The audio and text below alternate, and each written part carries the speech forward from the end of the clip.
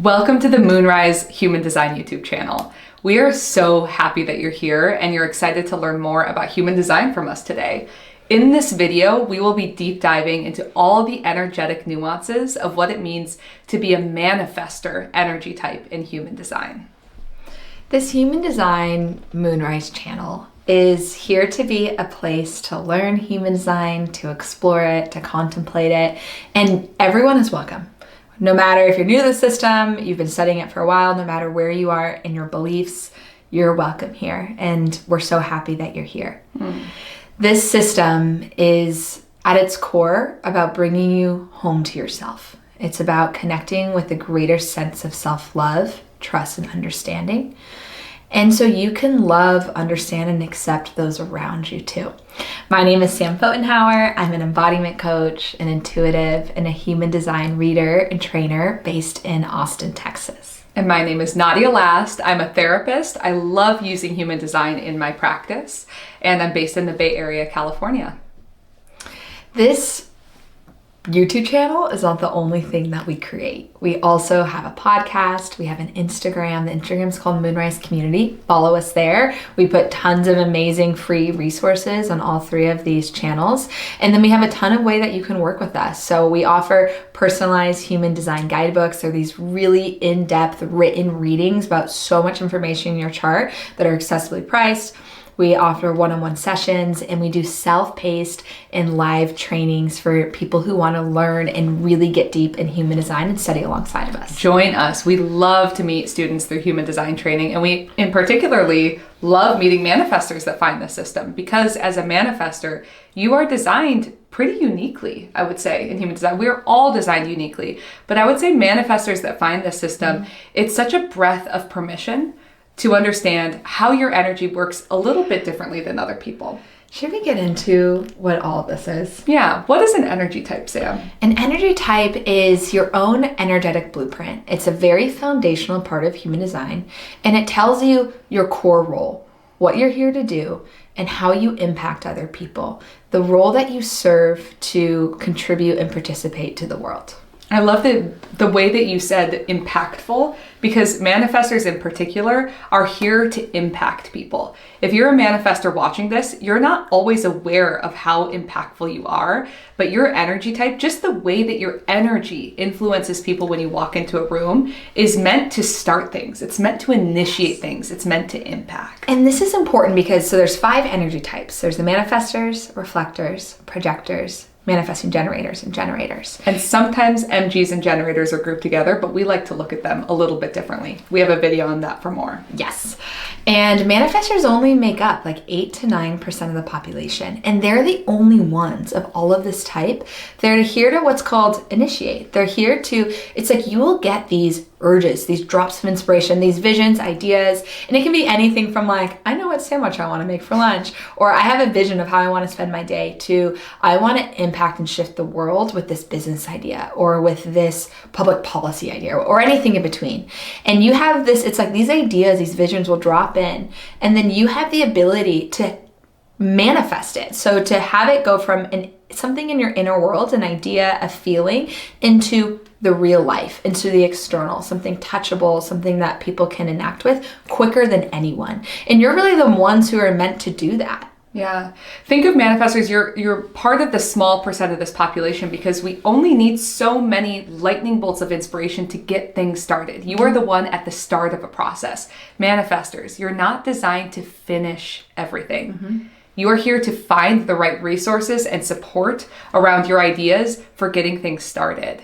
And it's really important for you to recognize that you are always connected to kind of like the right timing for things. Like things need to shift, things need to move, things need to change. And you are often connected more easily than most to something needs to happen here. I'm not quite sure yet what it is, but I know that something needs to change. Yes. And so on an energetic level, when a manifestor walks into a room, people can feel you. And this is sometimes uncomfortable for manifestors to hear, who are particularly shy or not trying to start any, not trying to ruffle any feathers. But no matter who you are, there are many different personalities that a manifestor can have. on an energetic level, when you enter a room, people can feel something's about to happen, something's about to change. They can feel you and they're curious and they want to see inside. Manifestors have a natural, impactful aura, and because you have this ability to take in information or take in an idea and make it happen, that can make you an amazing visionary and leader. And that is often the roles that manifestors play. Manifestors also have a very quick and dynamic energy. You will get this bolt of inspiration and be able to direct all this energy into something, and then will need to come back down and have periods of rest and real like contraction of your energy. And that's really important that you give yourself that space, because that creates the room for new things to come in. We will use this analogy where it's like, manifestors, you're the ones who's lighting the match to start the fire, like start a bonfire. But if you're also trying to grow that fire and tend to it, then no other bonfires can start. It's actually really important that manifestors hand over their ideas or their projects once they've gotten up and going to other types to kind of execute to keep that fire going. So they have space to go sit back, enjoy, and then be like, okay, I know another one, I'm ready to start. Yes, and on a day-to-day basis, you burn very bright and hot. But when that light is out, meaning you are tired, you need rest, it is out. And so it can feel very like, there's this gust of information and inspiration, and then there's this rest on the other side. Manifestors are what's called non-energy types in human design. That doesn't mean that you don't have energy. Manifestors have a ton of energy to contribute, and you can move more quickly toward those ideas than most types, but you need to be able to rest and recharge in between. And being able to communicate that need to the people around you is very important. So important. Should we go into the aura? Are you ready? Let's do it. Okay, so the manifestor aura. So these are terms that were part of the human design system. So I'm just giving you a little bit of flagging or warning that these terms for some people can be hard to hear, but stick with us. We're going to explain it. We're going to give some context. So the manifestor aura in human design is called closed and repelling. And the closed piece means that people can't really see into your energy. They don't fully know what's going on in there and what's happening. This is what I mean when manifestors walk into a room, there's this tension and this curiosity because it's not as obvious what's happening beneath the surface unless you share it, unless you inform it, unless you tell people. The repelling piece I view as a selective mechanism. So it's like you have this internal quality within you that is drawing the right people to you, the people that you are meant to lead, the people who want to follow where you're going, who love your vision, and they're like magnetized to you. There'll be people who are all about you and what you have to offer. And there'll be others who aren't, who are kind of like, come over, and it's like, I'm not participating in that. I don't want to go where she's going. I will say that I have many manifestors that are close friends. Historically, like my coaches and therapists are typically manifestors. Wow. I love working with manifestors. I love being around them. And many of my close friends who are manifestors are like daisies incarnate. Like they're so warm. They have this really friendly energy. And I know manifestors who are very intense and who do not give off that. So it's not that repelling means that you don't have any friends or that people don't want to be around you. That's not the case at all. But there is a natural selectivity, and that's because you're not meant to impact everybody, but those you are meant to impact, they're meant to feel you. That's so well said, Sam. That repelling language is more just an energetic frequency, but we keep this language here for a reason. And it's so manifestors can understand, I don't understand why that was off-putting or why me just being here is off-putting in some way. And it's because many people move through this world in a way that's a bit more sleepy, that's waiting, that's sort of like allowing things to come to them. Manifestors, you're not designed that way. You make things happen for you. It is so empowering, and we want to stand for manifestor empowerment. Take up space, go where you're meant to go. And sometimes that can feel a bit threatening or even unsettling for people who are like, actually, I'm okay where I am. I don't want to change something.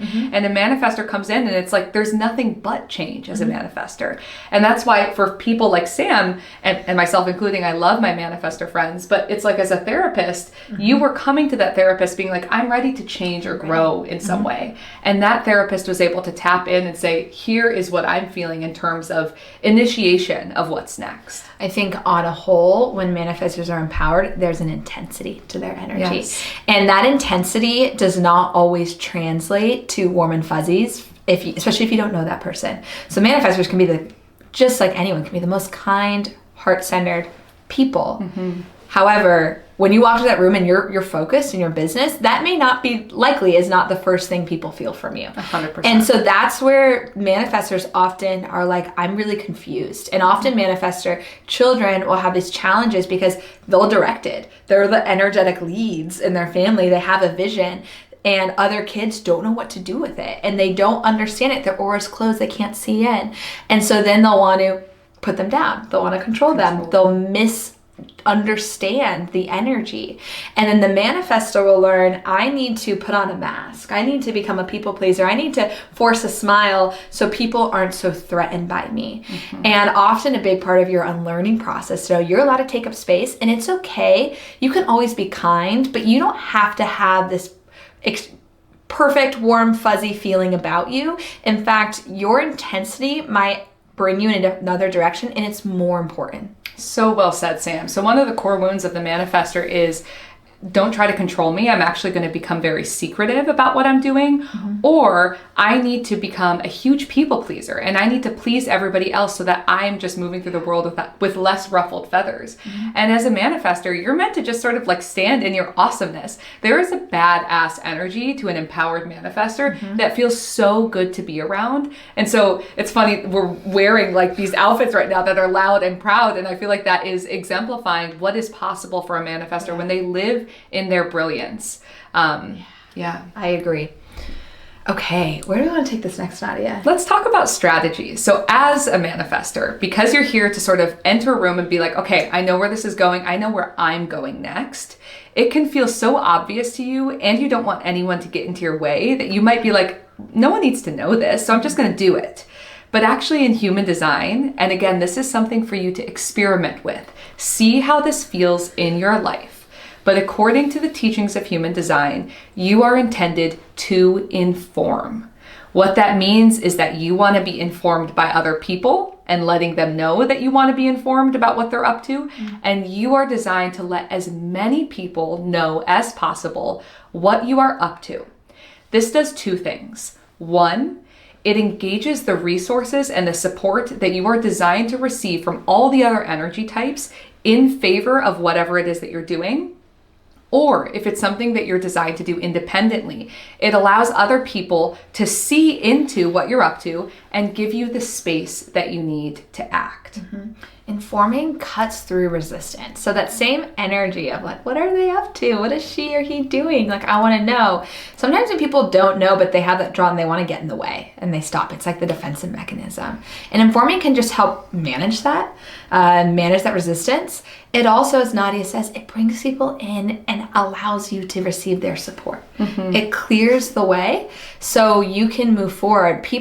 There are people in your life who want to help you. They love your vision. They actually would love to support you by introducing you to people or create opportunities for you or fund your business idea. But they need to know to have the opportunity to help you. 100%. I'm doing couples therapy with a manifestor couple right now. And it's so funny how so many of our sessions come back to, well, you didn't tell me this and you didn't tell me this, and the friction that naturally exists and the ease that is created in their relationship when they just let each other know. So informing could be, hey, just so you know, this is my plan for my Saturday. Informing can also be, you didn't realize that I went into this other room. I was doing dishes, but it was all in favor of how much I love you. And I need to inform you of how my actions are actually like the impact that I'm intending with those actions. So it comes in tiny little nuanced ways. We encourage you to contemplate and meditate on what informing feels like. Yeah, practice it. What all the ranges of it. It could be informing others of your dreams and your visions. That can be a very vulnerable place. Often manifestors will not want to share it because it feels big and they're afraid it's going to be cut down. Yes. It may be informing feels like I don't want to ask for like approval. And you don't have to, it's not a permission seeking activity. It's just letting people know. Sometimes you're informing as much for yourself as for other people. If you say it out loud, it makes it true. You know, if you claim like this is something I want, it makes it true for yourself.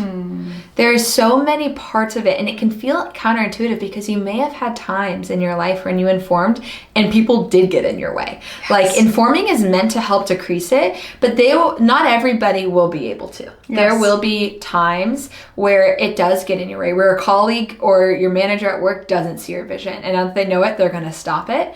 But it allows those things to come up to the surface. It allows you to work it out with like a clarity and an openness. Same with your relationships, and to discern, okay, is this a partnership, a business opportunity, a workplace, collaborative relationship that can support me and can understand your needs for autonomy and independence? Yes. Or Or is this something that I will actually need to go a different way? Because almost always doing it in secret and then asking for approval later doesn't typically work. which listen, we are not going to tell you, Manifestor, to do anything because you're not designed to be told what to do. Yeah. So we are simply giving you this information. We are informing you, and you can choose and feel into and build trust with informing in your life. But what Sam, this point that you're making is amazing because it's basically informing manifestors. You can do it one of two ways. One way is doing it in secret and having somebody try to thwart your efforts otherwise. Another way is actually denying your innate urges, which is always going to result in this like deep sense of rage and anger, which we'll talk about in a moment. Or you could inform upfront. They're either with it, like thumbs up, green light, or they're not with it, in which case that's also information for you that might not be the right relationship, project, opportunity for you. And you may need to work with it, but it will help you at least get there. I have an example of informing I want to share. So I had a client who's a manifestor, and she wanted to redecorate her living room, but her whole life had felt like controlled, and like her efforts were kind of stymied by the people around her. So she waited for her husband to go out of town, and then he was gone, like got a bunch of paint and started painting half of it, and like took out everything from the closet, and we're going to finish it, but didn't have the energy. Her husband's a generator. And he comes back home, and like everything's kind of in disarray. It's half painted. She didn't really know how to do it, so it's like not as like clean as clear as she wanted. And he goes, I would be so down to redecorate this. I love your style. I love that you even wanted to do that. I'm so open to it. But I wish you told me, because I know how to do the things that you're doing. I could have helped you do this in a way because I have more paint tools than you, I have more experience. And she was telling me, she's like, it was almost like a habit. Like I'm so used to keeping things secret that I didn't tell him, and he wasn't mad. He just was like, I could help you, and I don't want you to have to feel like you have to do everything on your own. Yes. So a lot of times your partners or people in your life just want to be a part of you. They're like, I want to be let in. Yes. I want to help you. Like, I want the connection together. And so let me be a part of your inner world. Help me help you. And manifestors, you're not designed to do it all on your own. You can do a lot on your own. You are a deeply independent and autonomous being. And also you are meant, as all energy types are, to be in relationship, interdependence, interconnectedness with other people. But people that see you for the brilliant light that you are, that they both give you permission to move toward the things that feel enlivening and permission to rest when you need to recharge your batteries, which gets us into what's called the not self in human design. So the not self in human design is what happens when you're living out of alignment, when you're not informing, and when the circumstance, the people, the relationships, the environments around you aren't supportive for your manifestor nature. Maybe you're also not stepping in to your manifestor true self. So it's when something's off, and it's a sign that you need to pay attention. The manifestor not self, Bless you. thank you, is anger. The manifestor not self is anger. And so, Nadia, what does that mean?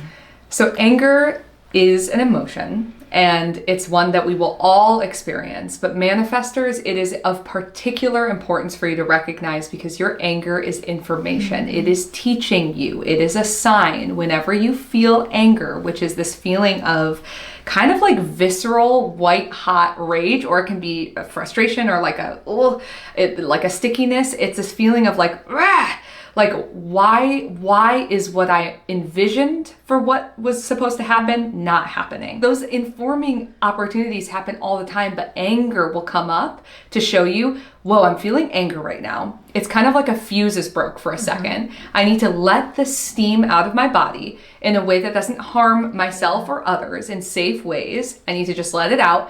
And then I need to kind of like walk it back a second and ask myself, where did I not let the people around me know what it is that my intention was? Yes. What is it that you want? So sometimes manifestor anger happens when you have a vision, but you aren't even owning up to the fact that you have one. You actually have the exact plate, like restaurant you want to go to, but when someone asks you, you say, I'll do whatever. I'm cool. Yeah. Look, whatever you want. And then they don't pick the one that you want, and then you're mad. That's a really good sign. Are you being honest with yourself? And allow it. Usually the reason that you would do that is because there's a wound around, I don't want to be too controlling or too needy. I feel bad taking up the space. So exploring that. And then if you do have a vision, you're really clear about it, telling other people, so that informing. So often is in that space. Usually the anger happens, as Nadia says, when you have something that you want. You have a vision, you have a way that you expect it to go, and it doesn't go that way. And so notice how anger shows up in your body. Start to pay attention to the signs of it building and it arriving. Does it feel like your hands get hot? Do you feel a clenching somewhere? Do you feel this burst of energy? And then notice the ways that you tend to express that anger and ask yourself, do I feel good about that? Do I feel grounded with that? Am I generally comfortable with that? Maybe anger is always a little uncomfortable, but am I good with that? Or am I watching myself, like maybe I'm yelling at people, maybe I say hurtful things I don't mean, maybe I do something destructive. Is there another way? You don't have to know the other way. There's lots of resources around of how to work with anger in a healthy, productive way, but notice it. The other invitation with manifestors is notice, how did, when I was growing up, adults or caregivers react to my anger? And what did I learn about that? And how is that impacting my anger now? And how did adults around me express anger? Did you see grounded examples of anger? Or did anger usually lead to you feeling scared, something getting hurt, feeling unsafe? Because anger is an emotion just like any other emotion, which means that it's okay, it's a part of who you are, and there's safe, grounded, and empowering ways to work with it and express it. So well said. Such a small little piece of embodiment teaching, which is a part of Sam's practice. If you're interested, if you're a manifestor listening, and you want to move anger through your body in safe and healthy ways and learn this, Sam is a wonderful resource, her one-on-one sessions, which you can find in our video description. But let's get into how a manifestor can tell that they're in alignment. I actually find it to be one of the most poetic pieces of human design, is that while a manifestor will sense that they're not in alignment if they feel anger, which they're meant to move through their body and then sort of use as recalibration, the way that a manifestor knows that they are in alignment is through peace. This word peace. Manifestors, you really want peace. What peace can feel like is unique to each manifestor, but ask yourself, meditate on the word peace, feel into it. It could feel like, wow, I have an entire Saturday cleared. No one's asking anything of me. I have no obligations and I can just move toward whatever feels good. Peace can feel like I'm in right relationship with everyone in my life. My side of the street is clean. I feel at peace with where I am, my direction, my purpose. Peace happens. And here's the rub for a lot of manifestors. Your greatest pathway to peace is informing. And informing might feel conflictual up front, especially if you're in a lot of relationships where you're not given the autonomy that you truly deserve. But to be in informing from a place of, I'm actually not asking for permission. I'm just letting you know so that you have this information. Then you're really given this empowered position to be at peace. I think peace looks a lot like freedom for manifestors. Wow. And the freedom in the space to do what you want and to feel a sense of support, and that you doing what you want isn't bad. That no one's gonna be mad at you for it. They don't have to be secretive or hide it.